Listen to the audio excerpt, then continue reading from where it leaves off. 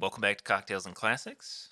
This week we watched Groundhog Day, 1993 Harold Ramis film starring Bill Murray. I'm your host, Dylan, and joining me this week we have Ben, Cam, Hi. Zach, Hi. and Phil Connors. Ned? Is that you? I sure as heck remember you. To kick everything off and get everybody in the right mood, we're going to go over to our cocktail. In the film, Bill Murray's character orders Jim Beam, ice And water. Yeah. Jim Beam, ice, water. Yeah, and then Rita's cocktail of choice was a sweet vermouth on the rocks with a twist, which Bill Murray then orders the next day as he's creepily stalking her and learning her entire life and everything, which he tries and is not a huge fan of. You could have sweet vermouth on the rocks with a twist, or we did a cocktail from How to Drink. It's Punxsutawney Phil's Liquid Courage. It's 1.5 ounces of sweet vermouth, 1.5 ounces of apple brandy, 2 dashes of Angostura, serve over rock, and an orange peel for your twist. So it's just adding a little apple basically to your sweet vermouth on the rocks. It's it kind of tastes like sweet vermouth with a hint of apple. Yeah, I did the OG cocktail, which is just the sweet vermouth with ice and a twist of orange. And I mean, it's not bad. It's definitely not something I would go to drink for sure, but it's definitely better than dry vermouth. I hated dry vermouth so much. It was terrible, but this one's actually not bad. I wouldn't mind drinking this in a different cocktail. I don't really like drinking it straight that much, though. Well, I will say, the difference between what you're drinking and the Punxsutawney Phil Liquid Courage, all you're missing is just that slight hint of apple flavor. Otherwise, it just tastes kind of like liquor. Yeah. If you're like me and you don't have oranges, I just substituted the Angostura bitters for orange bitters. It's kind of nice. Gives it a little bit more of a different orange flavor. That's what I also did. Nah.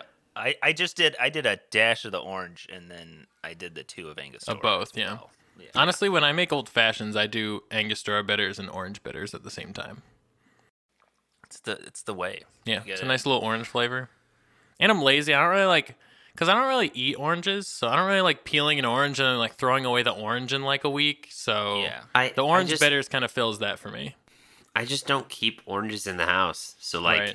to go buy oranges for the once a week that I need an orange peel seems kind of like a waste of It's time. a huge waste and money. of food. It makes sense to carry things local. Like if this podcast was based out of Florida, we would carry oranges. But like most of us are up here in Michigan, so you carry potatoes. we have like a can of corn or something. Yeah, but apples aren't in season anymore. And of course, in Dylan's apartment, he just has like a shit ton of peaches. Confederate flags. So there's a whole room full of peaches. Well, Georgia's actually not the peach capital. They may give you this misinformation. It's actually South Carolina, but I mean, yeah, but that's what they're. Georgia's known for the peaches, even if they're not the peach. Even if they don't make the most peaches anymore. Oh, cherries. We could have cherries. I do have Poland. cherries actually. Well, not like I have cocktail cherries. So whether you choose to make a sweet vermouth on the rocks with a twist or a Punxsutawney Phil's Liquid Courage, check the show notes for the recipe. Make a Punxsutawney Phil, make a sweet vermouth on the rocks. Send us a picture at Cocktails and Classics Pod on Instagram, or use the hashtag Cocktails and Classics. Send us your thoughts on the cocktail. Groundhog Day is a 1993 comedy film starring Bill Murray, Andy McDowell, Chris Elliott. It's directed by Harold Ramis and written by Danny Rubin and Harold Ramis. Currently sits at an 8.0 out of 10 on IMDb. It's the story of a weatherman who finds himself living the same day over and over again, which happens to be Groundhog Day. I mean, the plot is actually very simple. Like, it's not like a hard movie, and I don't have much to discuss. But, No. What did you guys think? Start to end, I was surprised that there wasn't more depth, I guess. I don't think that the movie suffered for it because I think it knows, what it is as a film, but they don't ever explain the weirdness. They don't ever explain it. He doesn't ever try to fix it, really. Like, he never is like, oh, I need to try and fix this, He tries to end it by, like, repeatedly killing himself, but he never tries to, like, figure out, oh, why is this happening to me? I need to get out of this, like, loop. Like, he's just like, well, this is my life now. Which is interesting. I mean, it's so interesting. He goes to the doctors. He goes that's true. He tries to, like, get flights out, and he tries calling people. Long distance phone lines are down. That is true, but I feel like those are, like, I don't know. He tried very early on, and then once those efforts didn't go anywhere, he gave up. He just accepted it. He got more interested in how he could sleazily sleep with as many women as possible. In the start, yeah.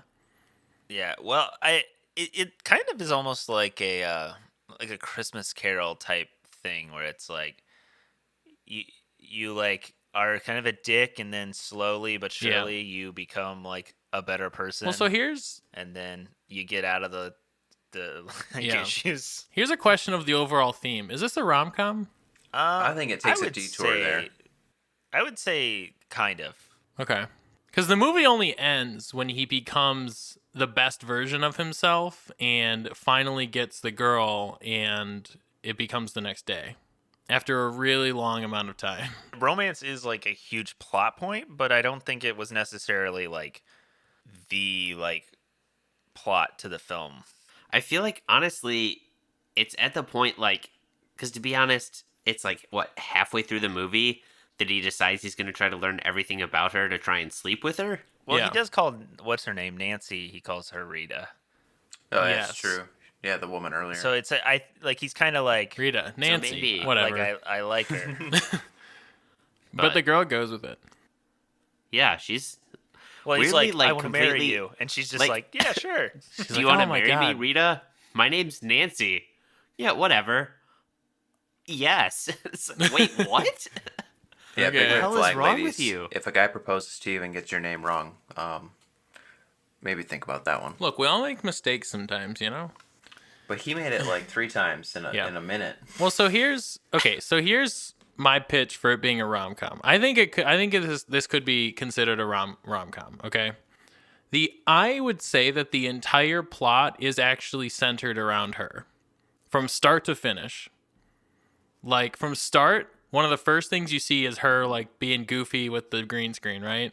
And he's, like, kind of dismissive of her. It's a blue screen, but, Whatever. And then in the next scenes, he's kind of talking to her and is like, as like a producer, saying some off-color things to her.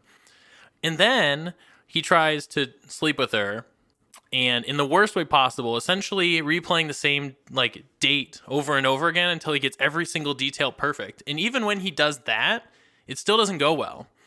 So you have the classic like breakup, so to speak, where he's like, she obviously doesn't know, but he's like depressed. He tries to kill himself repeatedly over and over and over again. And then he just becomes the best version of himself, which inadvertently is exactly what she's looking for in a man who is caring, sensitive, knows how to play an instrument, wants children, like all of these things that check off her boxes. And I don't know if it's intentional that he's doing those things or not, but he inadvertently becomes the person that Rita wants to be with. And then the only way that him falling out of the cycle only happens when there's a happy ending between them at night. I didn't mean that to sound sexual. But like, was it sexual?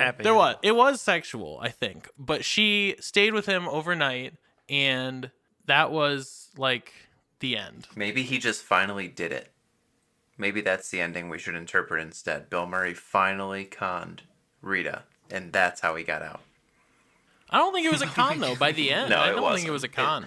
No, it wasn't a con. Well, no, because he's going to buy live in Punxsutawney or whatever. Yeah. Oh, God, why would you want to live We got to here? rent to start, but... Why would you want to live here? Well, I thought it was funny, too, because, you got something against Pennsylvania? the final day... No, I'm just saying, like, he initially started hating that place. But anyway, that's why I think you could classify this as a rom-com, because like I feel like the entire arc is classic rom-com. Like guy meets girl, doesn't like her at first, wants to like her, falling out happens, then gets back with her at the very end. Well, Rom-com. wants to like her for the wrong reasons, right? Like I feel like that's a huge trope That's for true. rom-coms. Yeah. Like he wants to get with her, but like not romantically. Like he's just looking to score and then move on, and then slowly It's like, changes. I've conquered every other woman in this Right. time. And that and like you Yeah. said, that slowly changes the more he learns about her. The and, like, Shermanator. I mean, he literally went on like probably hundreds of dates with her, right? The same date over and over again. Like it's such an interesting concept because when he says I love you or whatever, like maybe he wasn't. I mean, maybe he was bluffing, but maybe he wasn't. He had been, going on dates with her essentially for months. Yeah. Like at that And point to get it right. It's funny at the one point where he like fucks up right at the end. Yeah. And then he it like cuts to the next one, and he's like rushed to like make it. Yeah. So, ha, yeah, yes, I want kids, snowman, yes. And then those other guys show up, and he's like, ha ha ha, I wish you were my kids, ha ha. And it's like, Are any of you up for like, it's just, like, adoption? cringy. it's so like disingenuous then, because like the first time you see the scene, it's like, oh, like yeah, this is kind of cute, but Yeah. like when it cuts back, he's just like, fuck it, let's get to the last part, come on. And it doesn't end well. And that's when you get the slap montage. Yeah. And then that's followed by the suicide montage. Like when he's playing a video game and he's just like he's like speed running and he gets to the point where he fails the level. So his next solution is like, we just have to speed run back to that point and make the other decision. Like I know what the right choice is now, so let's Oh my Let's God, get to that it's point. so annoying. But like, God, you have to think how many times he's gone through all Yes. of that though to get there. Like every I was gonna choice. say I can relate to that so hard in video games when you get to a spot and you forget to save and you go back and you have to like do everything again. Oh my God. Imagine having to do that in real life too. It's like that episode of Rick and Morty. It's like that movie we just watched. It's like that movie, what is it? Is it Palm Springs? Or Palm Beach? You're thinking of Groundhog What Day. the fuck? Yeah. Nah, I the know one what you're with talking about. Sandberg. It's Palm Springs. Yeah, Palm Springs. I haven't seen that one yet. I haven't either. It's on Hulu, but Ah, it is like the same Guys, thing. recommend. It's solid. I've heard it was good, yeah. Yeah, well, it was like the highest like sold movie. Yeah, but did you at hear how Sundance. it broke the record? Well, like a meme. Yes. Wasn't it, like, So by 1 cent or something. no, so it sold. It was the highest like independent movie to be bought like from Sundance. And when they went to buy it, they're like, "We're gonna buy it for like $1 more than like what the last one sold for." And the Lonely Island guy said, "No, we want less than that. It needs to be 69 cents more than the last Oh one my went God. for." For that reason, yes. I was gonna say I love the scene. I know you talked about like the killing himself montage, but I love that part, like when he first steals the hedgehog, Oh yeah. and or is he a Groundhog. hedgehog? Remember the Groundhog. movie you're Groundhog. reviewing? Hedgehog. Yeah. The fucking movie Yes. title, Groundhog. for Christ's sake. Hedgehog Day. Wait, what's the difference? Like They're like the same. it's Hedgehog's gotta just be like- like just a large 25 squirrel. pounds is the difference. Okay, but what's the difference between a gopher and a groundhog? Gophers are in Caddyshack. That I cannot tell you. I'm sorry. All right, but I don't know the when he genus has of the those things. what about a wombat?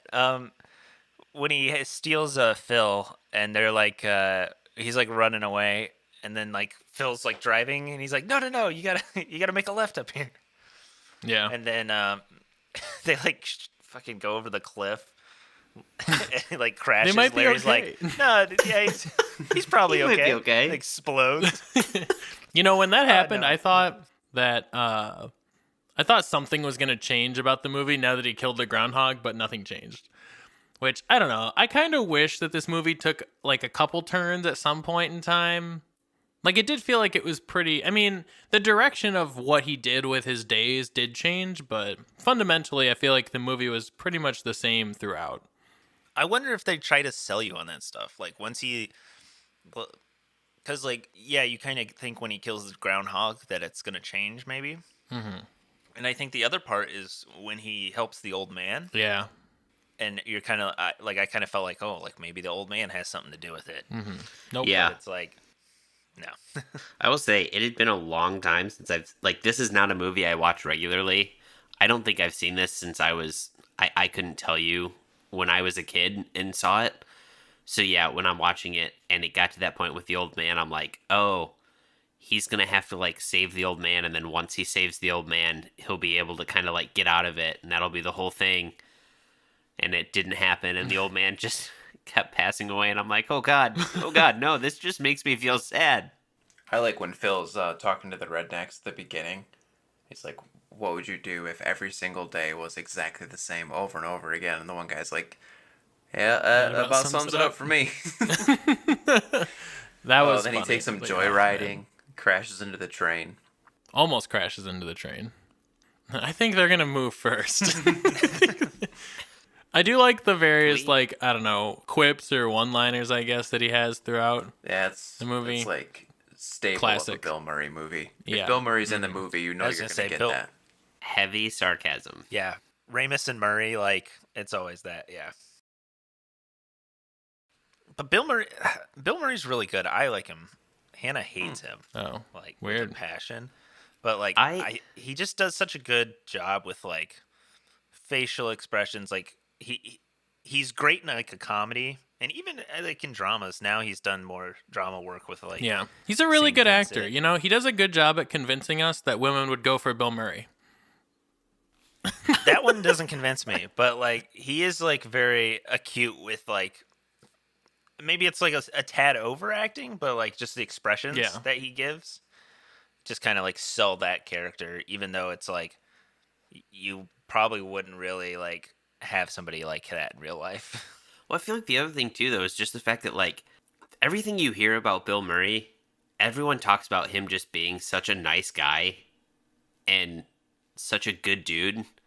He's really what Chevy Chase could have been. Yeah. He Yeah. plays. Total. If Chevy He Chase played- wasn't a total chotch. Yeah, if Chevy Chase wasn't a monster. Bill Murray, though, in most of the movies like he's famous for, he plays such an asshole. Complete douchebag. Like you think of him as like the hero and the character you want to root for, but I'm constantly watching his movies and I'm like, fucking hell, Bill Murray's a dick. Dude, Ghostbusters and Stripes, I think, are like, and probably this one too, are like the best examples of Bill Murray being a hilarious ass. I feel like it does not necessarily drag, but I mean you are watching. It's kind of like Westworld in the sense where you're just watching the same shit over and over again. I love how anything Dylan says, it doesn't drag. He then just immediately compares to Westworld. Like every fucking thing, he's like, yeah, I guess this movie, it feels like it. I don't want to say it drags at times. It's a lot like Westworld. Like every fucking movie that has any sort of like slow parts in it to build suspense, immediately Dylan's like Westworld. It's got to be like Westworld. That's my one negative show that I can bring out and know I can piss off Cam with. Oh my god. Yeah, I will say it does feel like at times you just are kind of like, okay, is this gonna move the story along, or are we just seeing the same thing again? Does this actually tell me anything about the characters or give me any sort of development? Because I feel like some of the times that you see what's going on, one, it doesn't do anything for character development, and at times I feel like there's not a lot of comedy in it, and I'm just like, why did we... I feel like we kept this in because the movie wasn't long enough, so we just kind of had to like keep some things in because it was only an hour and 40 minutes, so if we cut any more of it, like, we don't have any more movie to give. Yeah, I'm a big Bill Murray fan, and I love the concept of this movie. The one area that I think it lacks in is rewatchability. I feel like there's a limited number of times that I can watch this movie, and every time I watch it, I gotta like throw a tally up. I'm gonna get bored of it, you know? Yeah, I haven't seen this one in a while, and so it definitely was like I laughed at parts that I had forgotten, but I do agree that I'm like I probably couldn't watch this more than once before I'm like over it. So when I started it, I was like, oh, I don't think I've seen this movie before. And then as I watched it, I was like, nope. No, I've definitely seen this before. It's just been like that long that I didn't remember it. But then when you see like key things that you're like, oh yeah, no, I do remember this now. Oh yeah, I do remember that. And I agree. This is not a movie. I don't feel like every Groundhog Day I'm going to be like, oh man, I can't wait to watch Groundhog Day again. One of the best parts of the film, I think, is when the very first time, especially if you've seen it before, you get to hear, Phil? Hey, Phil? Phil Connors? Oh, do you have life insurance? You could always have more. I looked at the cast list before I started the movie, and I recognized Ned as Jack Barker on Silicon Valley. Okay. And I was like, when they're first doing everything in the station and Bill Murray talks to, like, I don't know if it's his like, substitute, the person who's going to be doing the weather the next day. And I was watching thinking, is that him? Well, maybe that's all he is in this movie. I don't know. And then when I first heard his voice, I went, nope, that wasn't him. This is before the camera panned. I knew. I was like, yeah, I recognize that voice. He has not really changed at all. Another one people might notice is Chris Elliott playing Larry, the cameraman. Is the mayor in Schitt's Creek. Yeah. He's Lily's dad on How I Met Your Mother. Yeah, he plays a couple roles like that. There's another Hollywood actor that you might not recognize because he's really young in this movie. I think Dylan, is it who you're thinking of? No, I was gonna say the guy who like heads the Groundhog stuff is the boss. Yeah. From Christmas Vacation, isn't he? Mm-hmm. So the young couple that gets married at the end of the movie. Yeah. Fred and Debbie. The man is Michael Shannon, who went on to be General Zod in Man of Steel.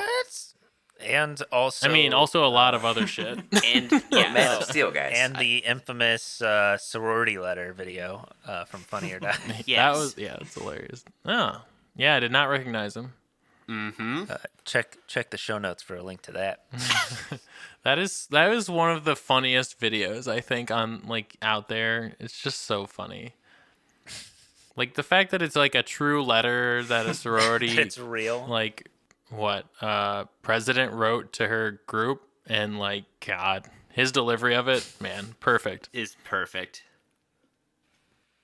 I'm looking at the cast list to see if there's anyone else that I would like. Anybody else snuck in there on you?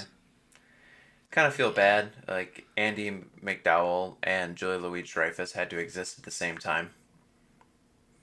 Because I feel like they played similar roles. They kind of look similar. Yeah. When he's like trying to make his moves at the end of the night, and she has that fucking like the vest on. I'm like, oh, Jesus, that is like such a 90s thing. Like the women in like long sleeves and like vests. Yeah, giving me some big Elaine vibes. Also, that was a very like creepy scene too. Sure. Talking about the one in the middle of the movie. Yeah. Well, yes.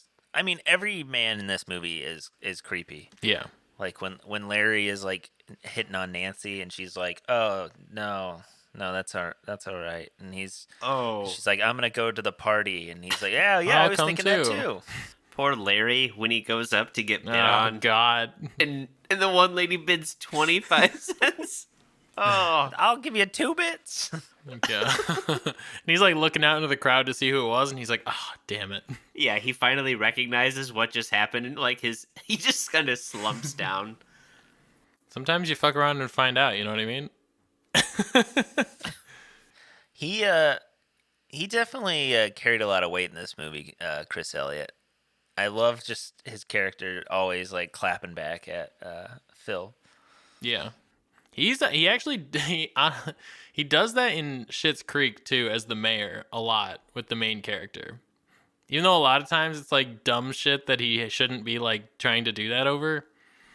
Like, Yeah, it's like sometimes he has no room to talk on that show, but he does it anyway, and it is funny. they made him more clever as the series went on. He was Yeah, they definitely did. just a big doofus in the first couple seasons. Yeah. Yes, he was certainly. I mean, he's a big doofus throughout, but yeah, you're right. He is more clever, like as it goes. Yeah. So I was pondering earlier, and I was thinking, what would you guys do if you had like an infinite time loop of one day? Like, what would be your like first instinct to do if you realized you were stuck in the same That's a day? good question. Would you try to mack on every girl in a time? No. Wouldn't be my first choice. I mean, probably not. But at the same time, if time is truly infinite, it's so hard to like even put yourself in that situation. I mean, I do think his idea of successively mastering a skill is brilliant. He does it with a lot of stuff, Yeah. though, actually, because like he learn French or he something. learns French, figures out how to play an He learns instrument. French. He He learns has- ice sculpting. Yeah, ice sculpting. Yeah. He learns like intimate details about everybody in town, and he also goes around town and helps every person who's inconvenienced in that day. Yeah, he does the whole chiropractic thing for the old man at the end. He got an learns how to honorary jack a doctorate or tire. some shit like that. I mean, Yeah. I don't know if that's real, but I will say, I feel like the one thing that he never got better at, which he probably should have, was actually the fucking weather. Yeah. that's a good point. Yeah. Blizzard's coming in from the east. I love when he keeps doing that. No, The it's not gonna precipitation's going to come up, but it's going to meet that warm front. It's going to meet there, and then it's going to create a bit more of a downfall. I love that bit because like he does it to the old lady at the Airbnb. It's like, oh, did you actually want to talk about the weather, or were you just trying to make chit chat? and then when they like are trying to leave and they get caught at the like pile up, and he's like talking to the cop, and the cop like, no, there's a blizzard, and he's like, no, it's the warm air and the precipitation. Listen, sir, you can either go back to Punxsutawney or you can sit out here and freeze to death. All right, I'm thinking. Oh man, imagine this concept and like it's 2021 and you're going to relive you're going to live the same day over and over again. How much of our day is spent looking at like a tweet of breaking news that comes out or a certain stock in the market that plummets or shoots up 250%. Imagine if you relived that every single day. Oh, I was gonna say, I mean, we kind of already did actually live this out in 2020 when we were locked up in quarantine and lived the same day every day. Some say we're doing that this And I day. didn't do anything. And I didn't do anything with my time. I should have learned. Well, to you read a lot of books. Yeah, I was going to... started a podcast. Yeah. Yeah, what do you mean you did nothing? We're still doing it. Are we still in the time loop? I will say, getting stuck in a loop during COVID, though, would suck. Yeah. Is that not what we're Yeah. currently? Oh, maybe. Actually, maybe Well, it wouldn't. sometimes I but feel just like I'm in a like- fucking time loop. Maybe it wouldn't Yeah. matter if it was COVID or not, because what do you care? True. You could just go die a lot.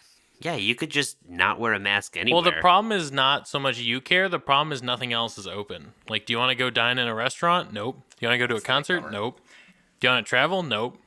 I mean, even some of the skills that you think Phil might have learned. Oh, I want to learn how to do... I mean, we do live in a time now where you can learn most anything from your home. Right, virtually, yeah.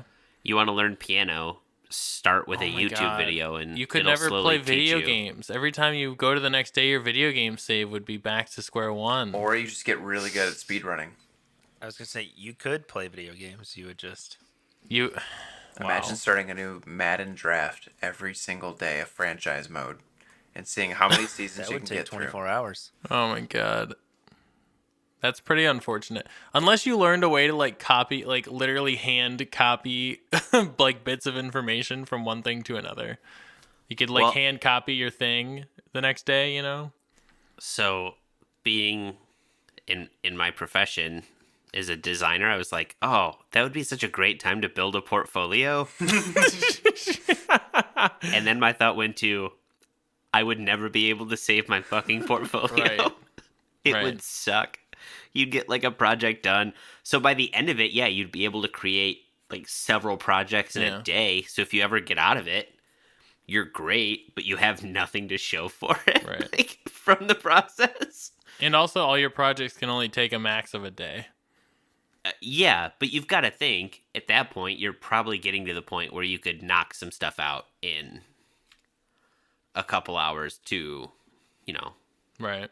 at that point, a lot of the stuff would honestly just be dependent on how fast your computer can work.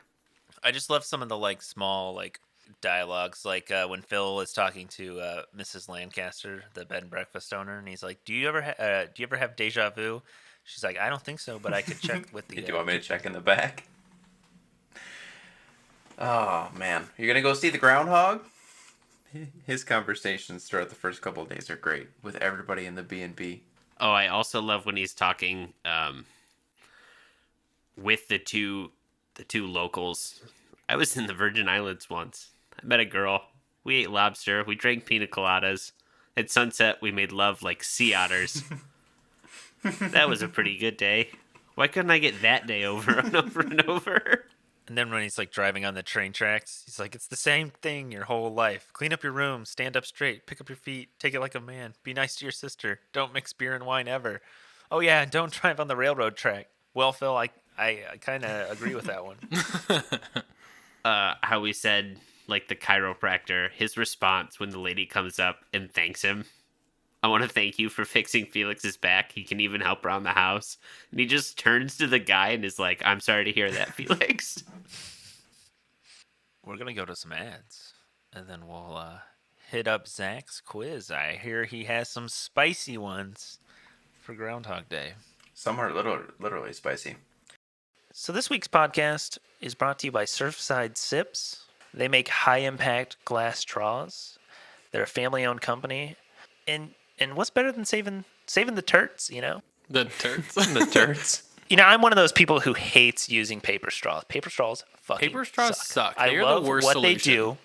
I love that we're minimizing the use of plastic straws. I enjoy that. Paper straws suck ass. They suck. They're the worst possible solution because turns out, guess what? Paper and water don't fucking mix, okay? I don't know who came up with it, but it doesn't work. Even though they put coating on it to try and help, it doesn't work. It just gets soggy and you end up throwing it away anyway, and that's just more waste. And so, But you know what doesn't get soggy? Glass. yeah. Glass straws from Surfside Sips. And if you want to get some glass straws from Surfside Sips, you can use coupon code cocktails and classics spelled out. That's cocktails and classics for 20% off your order. And if you're looking for a business to support during this time, seems like a good idea. A little bit of a tradition around here is Zach takes over, puts us through a trivia quiz. Zach, what do you got for us on Groundhog Day?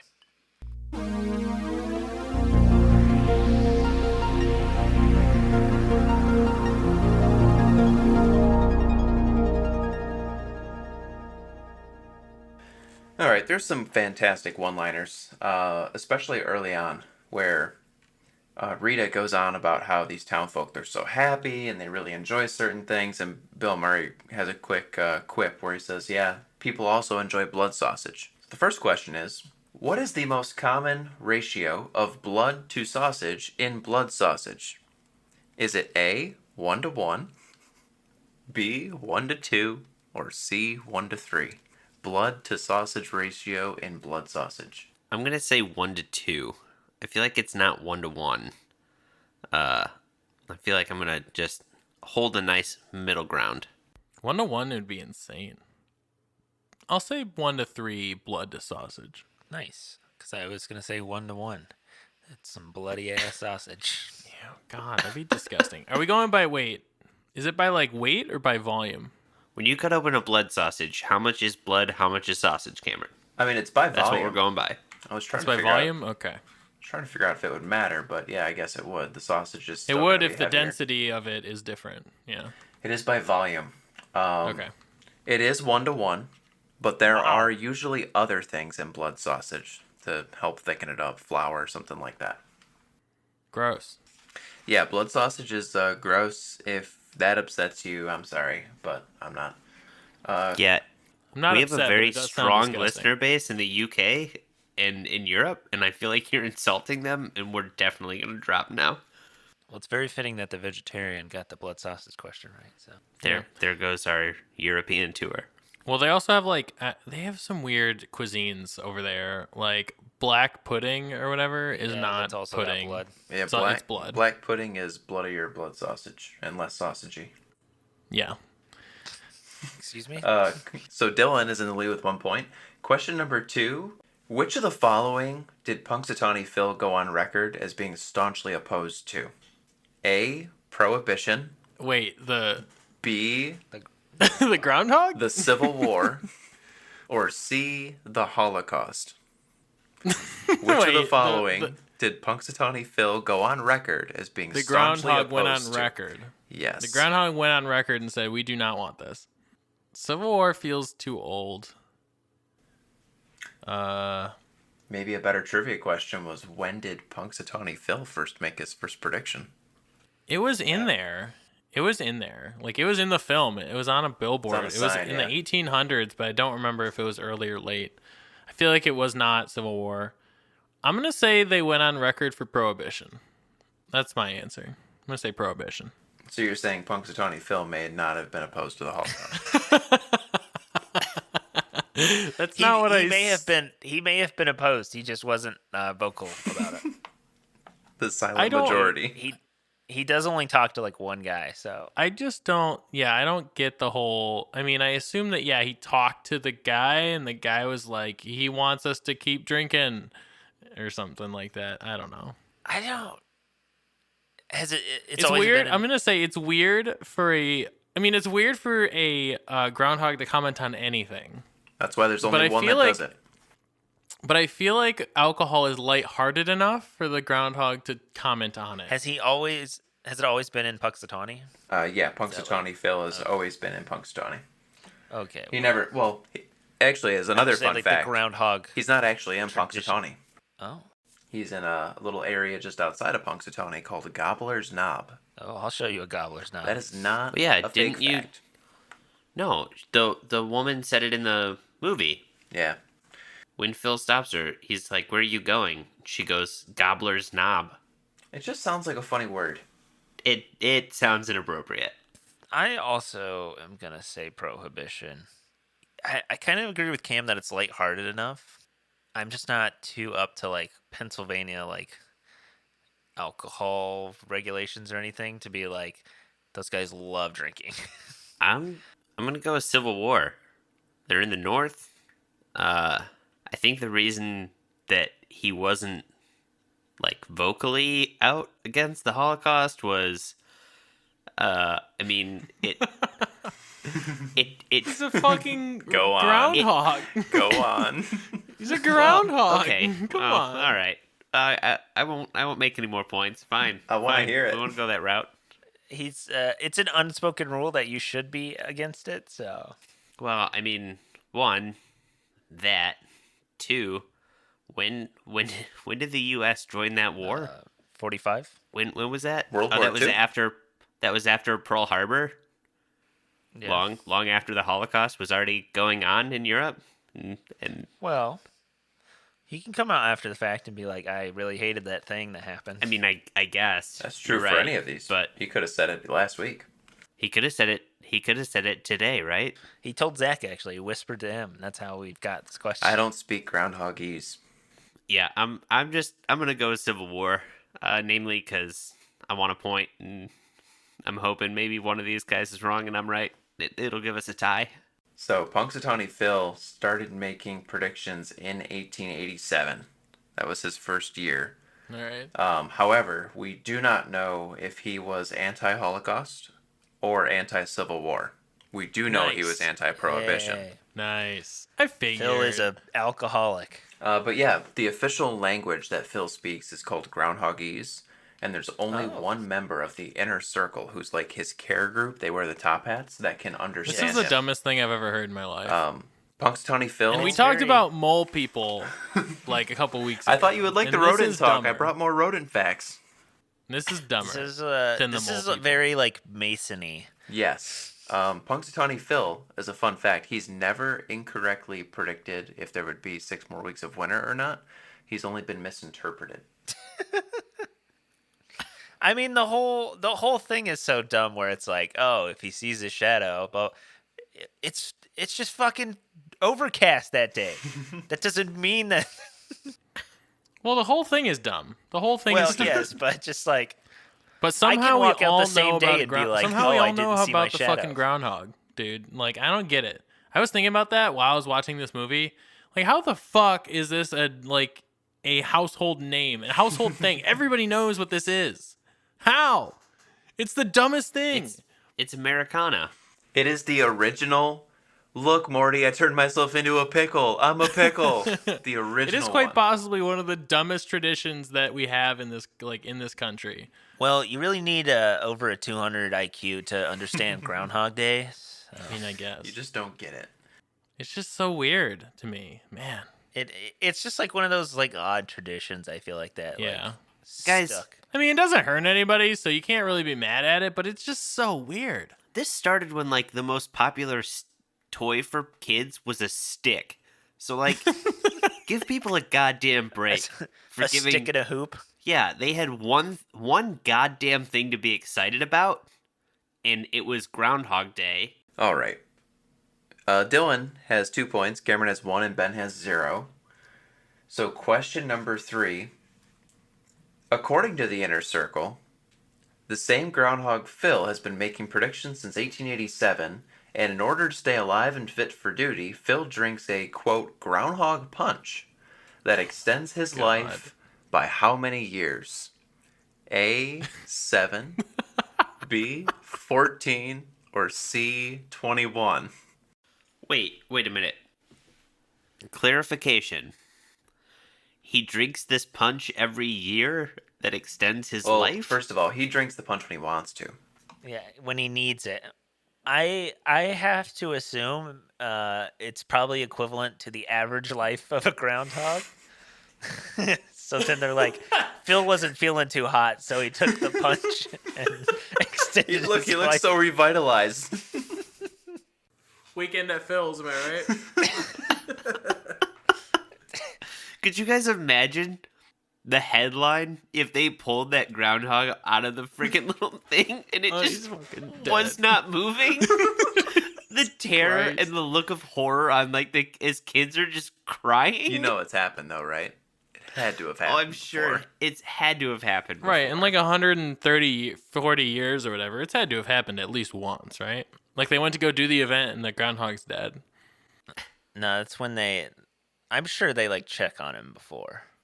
They probably sure have backup I was groundhogs. to say they probably keep an Yeah, they might have a backup.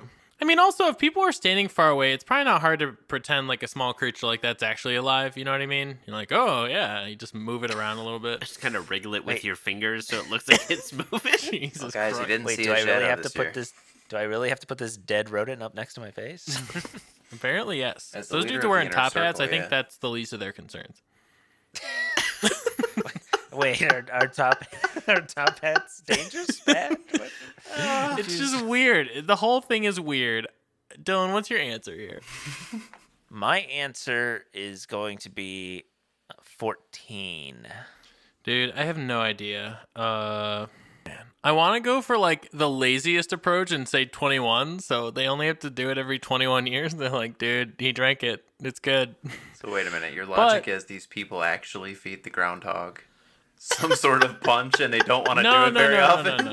No, That's they don't not have what to I'm act saying. like they're doing I'm it. saying right, exactly. They only have to put on the show I of gotcha. quote feeding the groundhog juice Well, every 21 I'm sure years they do it as at opposed to night every. where nobody can see. So what we're saying I'm not saying they actually feed it in public. I don't know. So we're saying that I'm just saying Punxsutawney if Phil hypothetically, is in fact taking performance enhancing drugs and he is on the juice. You remember in Immortal, Harry yes. Potter and I'm the just- Sorcerer's Stone The immortal when Voldemort groundhog. was eating the they unicorn found blood? the cure. That's what he's They doing. found the cure for age death, and they're using it on a fucking groundhog. Are you kidding me? Yes. No. It only works on groundhogs. It's I groundhog see. juice. Yes. Okay, and only this groundhog. Phil. No, I'm just saying if I had to come up with a timetable for how often I had to lie about a very weird thing, I would make that timetable as long as possible. You know, I'd push that out as far as I possibly could before it got too weird, you know? I'm just going to say 7 years, I think. I'm kind of going against my own logic here, but I think they want as much attention as possible, so maybe they're like, oh, he's drinking his juice this year, you know, so. Sipping on gin and juice. I like how he made the claim that it would be as far spread out as possible so that they wouldn't have to lie about it. And then immediately, as soon as he finishes explaining that for 5 minutes, says, I think they lie about it super often. Well, I can't Like, as pick much as 14 possible. because Dylan picked 14. He straight up talked himself for 5 minutes into C, and then That's heavy immediately tilting. just like, well, I guess I better bubble in Well, A real so quick. I thought about it again from not from my perspective of I don't want to lie about this, but from the perspective of a town that really wants attention. So I switched my answer in my head. Man, I don't know what the life expectancy of a groundhog is. I'm gonna say 7. I feel like it's shorter, and they probably have to make changes because who the fuck knows? It's just a weird goddamn tradition. I also don't like the fact that there was one fucking question, maybe? No, there were 0 questions about the actual fucking movie. None. I got Nothing I about thought the you guys movie. liked rodent trivia. Well, if you were wondering, the average lifespan of a groundhog is somewhere between 6 and 8 years. Oh no! And they feed him the juice every 7 Yes. years. Yes. No! Yes. Yay. Now, that puts us in a tie situation between Cameron and Dylan. The tie-breaking question is, how many days do we as the audience see take place, whether full or partial, during the movie? I'm gonna say 25. 50. 38 days. I was gonna say I don't think it's that many. So, I kind of wanted... How? I kind of want to do a... He's I in wanna- there for the- what, 34 days? For reference, he was in there so there's 2 answers for how long he was really in there. The director said 10 years. However, a different What? person actually did the math and said it was 8 years, 8 months, and 16 days. That was the one I was going to go with. Somebody crunched the numbers somehow. How do you come across that math? Not a clue. I have no idea. One of the reasons I wanted to avoid it because I didn't have an answer. Yeah, I feel like that's kind of like you either just have to listen to whatever Harold Ramis says, but like, how the fuck are you supposed to know? Because you see everything he does, and then there's the one time where he is telling Rita that he's a god, not the god. I don't to think specify. I'm the god. But then talks about every person in the diner like their entire life story. How are you supposed to actually know exactly how long he's in there for? I don't know. Yeah, because like you can obviously count up like you did the number of days you see in the film, but yeah, I don't know. I mean, maybe they well, but that's such a precise number. Maybe they take into factor how long it takes to learn certain skills, I guess. But I don't know. yeah, That seems super not. Yeah. not like accurate. Right. Also, could you imagine living the same day for 8 years? The original, apparently, one of the original like scripts or like ideas was 10,000 years. Yeah, before the Ramis rewrite, it was 10,000 years. Okay, so I found the original article in which it was claimed. The by the way, if you're Wolfnards? curious. Yeah. Yeah, Mhm. Wolf. I'm reading that's it what I now. was looking at. So there's 36 separate days, and then he lists he lists all his death times. So he lists these stab, shot, poison, blah blah blah, which brings it to a baseline of 42 days. Throwing cards on top of a hat would take 6 months, 4 to 5 hours a day, and you'd be an expert. So a minimum of 6 months. Live him at least a month to plan a proper bank robbery and memorize the wind gusts. And that brings him up to 256 days to be he needs to be. So it kind of goes off of what I said. He needs to become an expert pianist and ice sculpture and learn French. or it could take him whatever. For the sake of argument, let's say it takes an average person 3 years to learn to play the piano. It takes 3 years to learn to be a professional ice sculptor. So I think it looks like he estimates it based on the time it takes to learn those skills.